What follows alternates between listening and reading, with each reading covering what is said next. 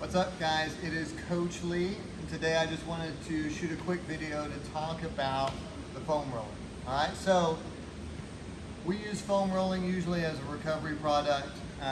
It does help with circulation. It also helps flush toxins, so you can think about, after a workout when you're really sore, this can actually help you a lot. It also, before a workout, can increase range of motion and help with flexibility. So I wanted to just go over probably 4 of my favorite areas to target and how I would go about using the foam roller. Okay, so we're gonna start from the ground up. Obviously I'm sitting on the ground today, but we're gonna start with our calves.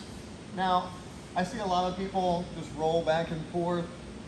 That's not great use of the foam roller, although you're getting a little bit of drainage and we're getting a little bit of flushing in that.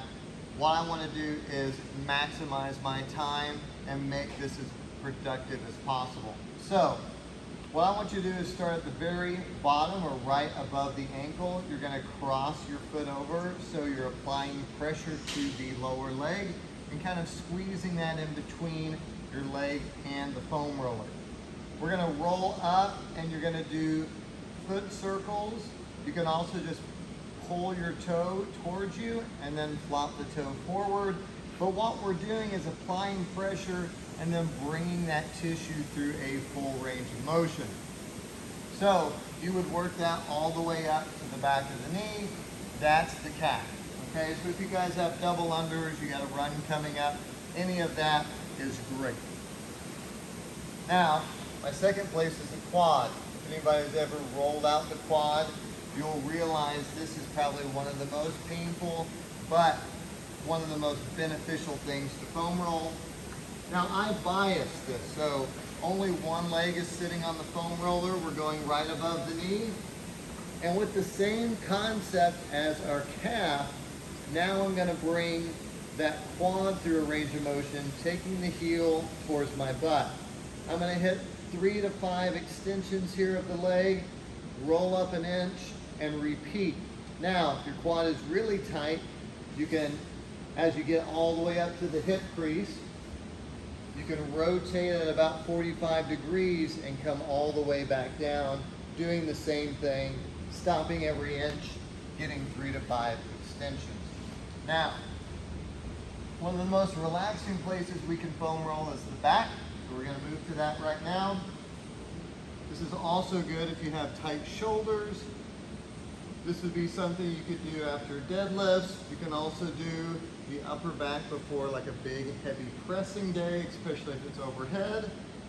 As we're in the low back, you can see my hips are off, so I can apply more weight to the foam roller. I'm using my body weight here, keeping the core tight.